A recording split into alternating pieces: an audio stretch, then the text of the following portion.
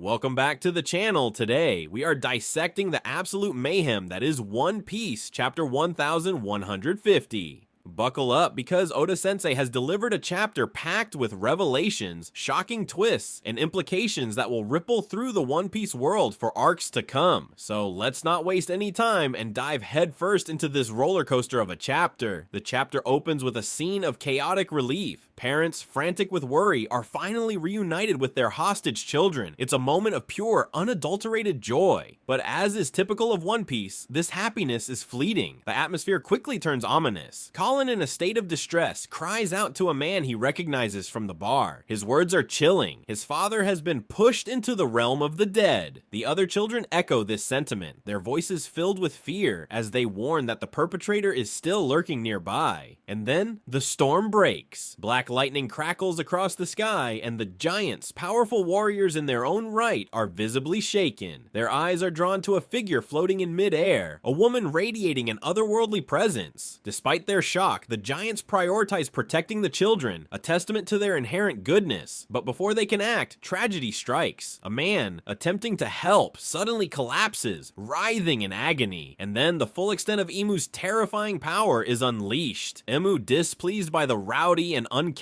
situation, unleashes an overwhelming wave of Conqueror's Haki. The effect is instantaneous and devastating. Parents and children alike are rendered unconscious, falling like puppets whose strings have been cut. The sheer scale of this feat is mind-boggling. The chapter emphasizes that the expanse of Imu's power is far-reaching, with even the distant castle feeling its effects. But it doesn't stop there. The wave of Conqueror's Haki continues to spread, affecting even the mighty giant warrior pirates on their way to the scene. Villagers near Elder Jarul also succumb to Imu's power. Elder Jarul, a figure of immense stature and power, can only watch with a stern expression. It's a moment that speaks volumes, conveying the gravity of the situation and the sheer helplessness in the face of Imu's might. But Imu's arsenal doesn't end with Conqueror's Haki. The world ruler summons a pitchfork and begins conjuring something from a pentagram. Then, projectiles are launched at the approaching giants, accompanied by explosions and screams. Imu's proclamation is chilling. Rebellion would not be allowed. This isn't just about suppressing resistance. It's about absolute, unquestioning obedience. Imu then turns their attention to the dream demons, creatures spawned from the nightmares of Elbaf. Imu questions the efficacy of St. Killingham's devil fruit, which has been a nightmare for the giants. The mythical dragon assures Imu that he's keeping several nightmare fissures open, explaining that these monsters are born from the island's collective fears and anxieties. And here's the truly terrifying part. These dreamborn creatures have no concept of death and can be revived at will. This adds another layer of complexity to the situation, highlighting the seemingly insurmountable odds facing anyone who dares to oppose Imu. Amidst this chaos, the Straw Hats are understandably shocked. They witness Imu's power firsthand, and the celestial Saint Summers is revealed to be alive. Jinbei confirms that the woman in the sky is the same one who defeated them earlier, but notes that she seems like a totally different person now.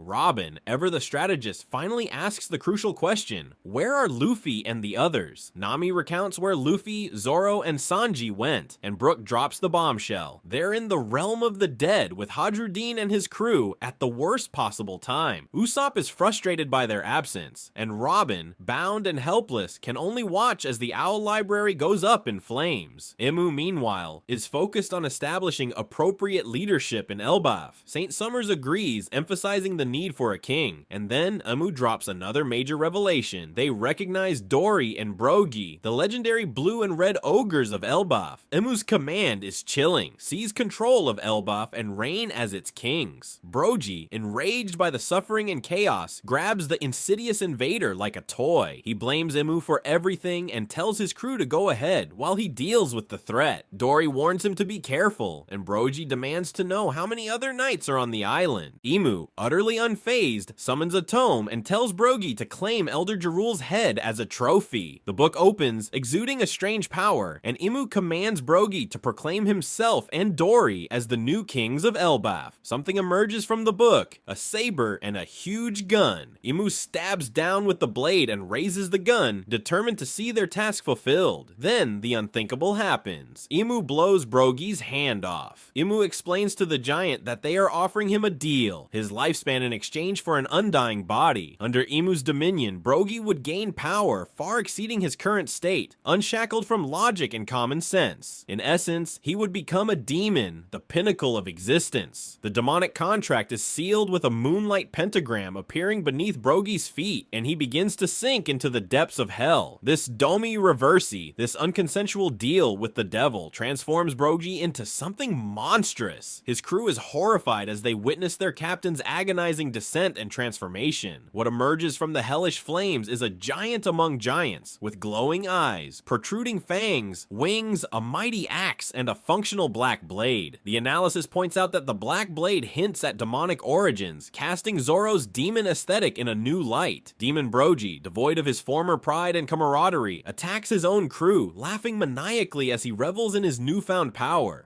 The horror doesn't end there. Demon Brogy swiftly defeats his fellow captain, and Demon Dory rises, cackling and demanding that the crew join them in killing Elder Jarul. Their old friends are horrified and desperate to stop their captains, but they too are dragged into hell and transformed. Now, 3 of the giant warrior pirates have become demons. The remaining giants wonder if standing between the captains triggered their transformation, but it's too late to escape. Imu watches passively as the entire giant warrior pirate crew is turned into immortal demons. Even the dream monsters are mnemonically empowered, amplifying Imu's control over Elbaf. Imu declares that Elbaf will not be destroyed, but ruled. Despite the impending cataclysm threatening the world, the military might of Elbaf is too valuable to discard. The world government has always coveted the strength of the giants, and it's revealed that Imu could have seized the country at any time. Summers and Cunningham seem uneasy in Imu's presence, but Imu intends to observe the demon giants